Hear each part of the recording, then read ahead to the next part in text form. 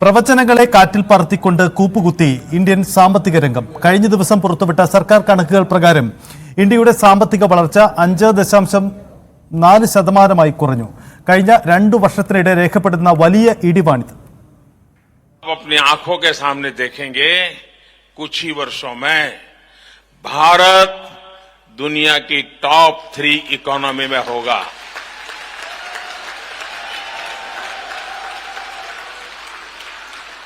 ये मोदी की गारंटी है. ഇന്ത്യയെ വരും വർഷങ്ങളിൽ ലോകത്തിലെ 3ാമത്തെ സാമ്പത്തിക ശക്തിയായി വളർത്തുമെന്നായിരുന്നു പ്രധാനമന്ത്രി നരേന്ദ്രമോദിയുടെ വാക്കുകൾ. എന്നാൽ പ്രഖ്യാപനം വാക്കുകളിൽ മാത്രം ചുരുങ്ങി എന്നതിന്റെ കണക്കുകളാണ് പുറത്തു വന്നിരിക്കുന്നത്. കഴിഞ്ഞ ദിവസം പുറത്തിറക്കിയ സർക്കാർ കണക്കുകൾ പ്രകാരം 2025 സാമ്പത്തിക വർഷത്തിന്റെ 2ാം പാദത്തിൽ ഇന്ത്യയുടെ സാമ്പത്തിക വളർച്ച 5.4 കുറഞ്ഞു. കഴിഞ്ഞ വർഷം ഇതേ കാലയളവിലെ 7.6 നിന്നും ഏപ്രിൽ ജൂൺ പാദത്തിലെ 6.7 നിന്നും ഇടിവ് രേഖപ്പെടുത്തി. സർക്കാർ കണക്കുകൾ പ്രകാരം ഏപ്രിൽ ഒക്ടോബർ മാസങ്ങളിലെ ഇന്ത്യയുടെ ധനക്കമ്മി 7.5 ട്രില്യൺ രൂപയായിരുന്നു. നിർമ്മാണ മേഖലയിലെ മോശം പ്രകടനമാണ് പ്രധാന കാരണമായി കണക്കാക്കുന്നത്. സ്വകാര്യ നിക്ഷേപ വളർച്ച 5.4%.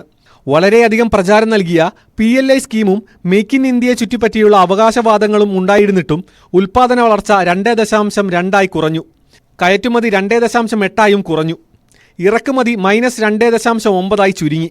ഇവയൊക്കെ ഗുരുതരമായ ആഭ്യന്തര ദൗർബല്യത്തെ ചൂണ്ടിക്കാണിക്കുന്നു.